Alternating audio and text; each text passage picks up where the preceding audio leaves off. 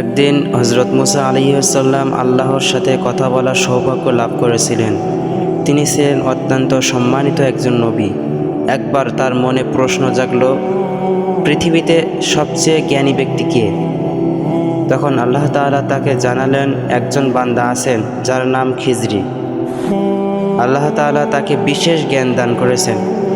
এরপর মুসা আলাইহিস সালাম সেই জ্ঞানী বান্দার সাথে সাক্ষাৎ করার জন্য দীর্ঘ সফরে বের হলেন। অনেক কষ্টের পর তিনি খিজরি আলাইহিস সালামের সাক্ষাৎ পেলেন। মুসা আলাইহিস সালাম বললেন, আমি কি আপনার সাথে থাকতে পারি, যাতে আপনি আমাকে সেই জ্ঞান শিক্ষা দেন যা আল্লাহ তাআলা আপনাকে দিয়েছেন?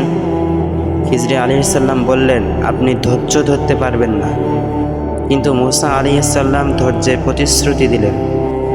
তারপর খিজরি আলাইহিস সালাম এবং মুসা আলাইহিস সালাম একটি নৌকায় উঠলেন। কিছুক্ষণ পর খিজরি আলাইহিস সালাম নৌকাটিতে ছোট্ট একটি ছিদ্র করে দিলেন। মুসা আলাইহিস সালাম অবাক হয়ে বললেন, আপনি এটা কেন করলেন? এতে তো মানুষের ক্ষতি হবে। খিজরি আলাইহিস সালাম স্মরণ করিয়ে দিলেন, আমি বলিনি আপনি ধৈর্য ধরতে পারবেন না। পথে এক কিশোরের সাথে দেখা হলে খিজরি আলাইহিস সালাম তাকে হত্যা করলেন। মুসা আলাইহিস সালাম আরও ক্ষিপ্ত হয়ে গেলেন। তিনি বললেন, একজন নিষ্পাপ মানুষকে কেন হত্যা করলেন? আবারও খিজরি আলাইহিস সালাম বললেন, ধৈর্যের কথা স্মরণ করালেন। এরপরে তারা এক গ্রামে গেলেন। গ্রামের মানুষ তাদের আপ্যায়ন করল না। তবুও খিজরি আলাইহিস সালাম একটি ভেঙে পড়া দেয়াল ঠিক করে দিলেন। মুসা আলাইহিস সালাম বললেন, আপনি চাইলে এর জন্য পারিশ্রমিক নিতে পারতেন। তখন খিজরি আলাইহিস সালাম বললেন, এবার আমাদের বিচ্ছেদের সময় এসেছে।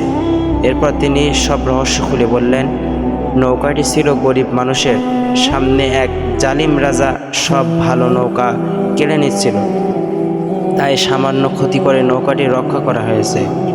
সেই কিশোর বড় হয়ে তার বাবা মাকে কষ্ট ও কুফরির পথে নিয়ে যেত। আল্লাহ তাআলা তাদের জন্য উত্তম সন্তান নির্ধারণ করেছিলেন। দেয়ালে নিচে ছিল 2 এতিম শিশুর গুপ্তধন। দেয়াল ভেঙে গেলে লোকেরা তা নিয়ে নিত, তাই সেটি ঠিক করে দেওয়া হয়েছে। এই গল্প থেকে আমাদের শিক্ষা কি? আল্লাহর সিদ্ধান্তের পৌঁছানে গভীর রহস্য থাকে। সব কিছু মানুষ সাথে সাথে বুঝতে পারে না।